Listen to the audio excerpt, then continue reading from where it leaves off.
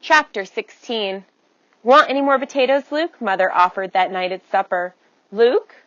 Her voice got more insistent. Luke! Luke jerked his attention back to his family. Mother was holding the bowl of mashed potatoes out to him. No, Luke said. No thanks. I still got some. More for me, Mark crowed. Luke tuned them out again. He'd barely eaten his first serving of potatoes. He'd been so busy thinking about his secret visit to the Sports family house. He couldn't believe he'd dared to go. Just the thought of his run through their yard made his heart beat fast, remembering fear and pride. He'd really done it. And then meeting Jen was amazing. There was no other word for it. He was so overwhelmed with wonder at everything he'd seen at her house, everything she told him, that he started to say, "Did you know that Jen?" At the last minute, he clamped his teeth shut, holding the words in. He thought he'd burst. He could feel his face flush red with the effort of keeping still. He bent his head over his plate so nobody would see. How could he ever manage to keep Jen's secret? But he had to, because he told they'd forbid him to go back, and he had to go back. "We'll set up a signal," Jen had said. "Something I can see." "But you don't have vents to look out like I do," Luke protested. "You can't look out the windows." "Oh, when the mirrors work, it's not a problem. Look." She took him over to the window near the sliding glass door and showed him a mirror that reflected a wide view of the Talbots' backyard and the landscape beyond. It showed just the corner of the gardener's barn, but when Jen turned it a bit, the entire Gardner house came into view. Luke wondered if his parents could set up the same kind of system. Then he looked out the mirror again and decided it might be expensive. And anyway, how would he explain where he'd gotten the idea?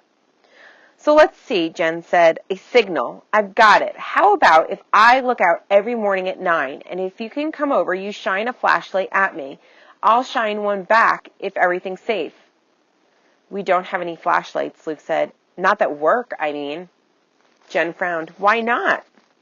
"We haven't had any batteries in, 4 or 5 years," Luke explained. In fact, he felt proud even to remember what a flashlight was. Okay, Jen said. "No flashlight, no computer."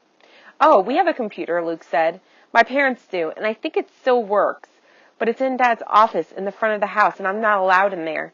And, anyhow, I'd never be allowed to touch the computer." He remembered once when he was very young, maybe 3 or 4, and he'd follow Mother into Dad's office while she was cleaning. The rows of letters on the computer keyboard had looked like a toy to him, and he reached one finger up and tapped the spacebar over and over again. Mother had turned around and freaked out. "They can find you now," she screamed, "if they were watching." And for weeks after that, she'd hidden him even more carefully than ever, locking him in his room when she had to go outside. Jen rolled her eyes. "Don't tell me your family believes that government propaganda stuff," she said. "They spend so much money trying to convince people they can monitor all the TVs and computers. You know they couldn't have afforded to actually do it. I've been using our computer since I was 3 and watching TV, too, and they've never caught me." "How about a candle?" "What?" It took Luke a minute to realize she was talking about the signal again. "The candles. They're all in the kitchen, and I'm not allowed." Jen mimicked the words as he said them. "To go in there." "They've got you on an awful short leash, don't they?" she asked. "No, I mean, yes, but they're just trying to protect me." Jen shook her head. "Yeah, I've heard that one. Ever hear of disobeying?" Luke started defensively. "I'm here, aren't I?" Jen laughed. "Got me, but listen, if you can't do the candles or a flashlight, how about just turning on a light that I can see?" Luke was quicker this time, figuring out that she was still talking about the signal. "The one by the back door," Luke said. "You can't miss it." He wasn't allowed to turn that on either, but he didn't dare say, "Not allowed again." Now Luke toyed with his mashed potatoes. His entire conversation with Jen had been like that. She mocked, he defended, but she always got her way. Of course he defended her to himself. She knew and had seen so much more than him. After he finished his story on the couch, she told him hers. "First," she said defiantly, "my parents had me on purpose 13 years ago. Mom already had Bull and Brawn from her first marriage." "Your brothers?" Luke asked. "Yeah. Bulletin and Browley, really. But what kind of names are those for knuckleheads like them? Mom was going through some snobbish upper-class phase with husband number 1. She's had more than one husband? Luke asked. He didn't know that was possible. Sure, Jen said. Dad, who's really my stepdad, is number 3. Luke found that so confusing. He just kept his mouth shut. Anyhow, Jen said, Mom was dying to have a little girl, so when she and husband number 2 got together, she went and paid some doctor lots of money so she could get pregnant. What if you'd been a boy? Luke asked. Oh, they got in on the beginning of the gender selection experiments. Luke must have given Jen a particularly blank look because she explained it. That means they made sure I was a girl. Doctors can do that, but the government outlawed the procedure because they were afraid it'd throw the population even more out of whack. I'm sure my parents paid a lot for it. Were your mom and dad trying for a girl? Luke thought about it. He remembered Mother saying she'd wanted for 4 boys, but would she have wanted a girl even more? Someone like Mother? He couldn't really picture a girl in his house. They weren't trying for anything, Luke said. I was a surprise. Luck. Jen nodded. I didn't think they paid for you, she said. Then she put her hand over her mouth. That sounded really terrible, didn't it? I didn't mean anything by it. It's just you're the first person I've met who wasn't a baron. How do you know I'm not? Luke asked stiffly. Well, Jen waved her hand in a way that made Luke even more aware of the contrast between his ragged flannel shirt and patched jeans and Jen's perfect house. Look, don't be mad. It doesn't matter. Or maybe it does. But I think it's cool that you're not a baron. You can help me even more. Help? Luke asked. With the rally, Jen said. She bit her lip. Should I? There's no way you could be an infiltrator, is there? Can I trust you? Of course you can, Luke said. He felt insulted again.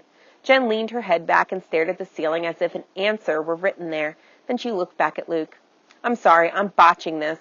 I'm not used to really talking, just on the net. Look, I trust you, but I'm not the only one involved, so let's wait, okay?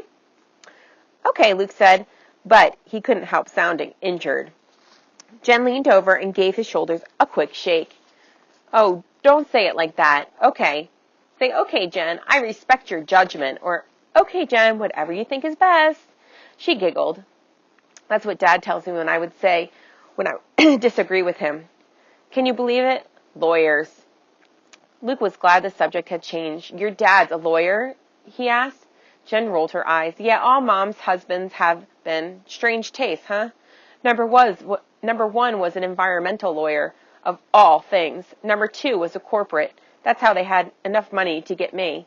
And number 3, Dad, is with the government, high up, I might add. But if you're an illegal, Luke hadn't thought he could get any more confused. Jen laughed. Haven't you learned? Government leaders are the worst ones for breaking laws. How do you think we got this house? How do you think I got internet access? How do you think we live? I don't know, Luke said, fully honest. I don't think I know much of anything. Jen patted his head as if he were a little kid or a dog. That's okay, she said. You'll learn. It wasn't long after that Luke said he had to leave because he was afraid Dad and Matthew or Mark might come in for lunch a little early. He dreaded the trip back. Jen walked him to the door, chattering the whole way. I'll fix the screen and deal with the security system, so no one will even know you were here, she said. And, oh no! Luke followed her gaze.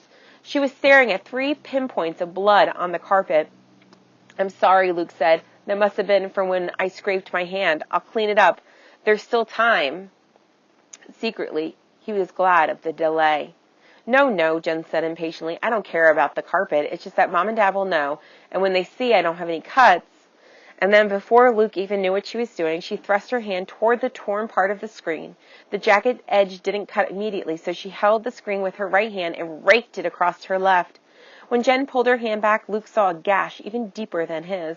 Jen squeezed out a few drops of blood and let them fall to the carpet. There, she said. Stunned, Luke backed out of the door.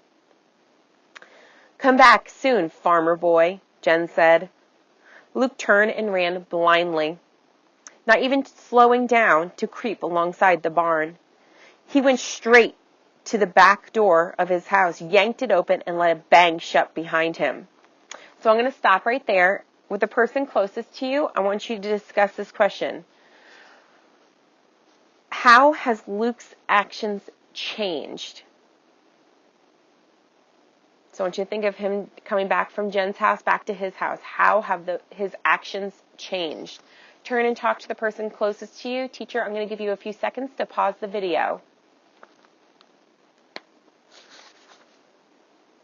Now sitting at supper, he felt his heart pounding again as he thought of how dangerous that had been. Why hadn't he looked first? Why hadn't he crawled? He poked his fork into his potatoes, now gone cold and congealed. He watched Mother gathering up dirty dishes while Dad, Matthew, and Mark leaned back in their chairs, talking of grain yields. Jen had scared him. That was why. Seeing her cut her hand had terrified him. How could she do something like that for him when they just met?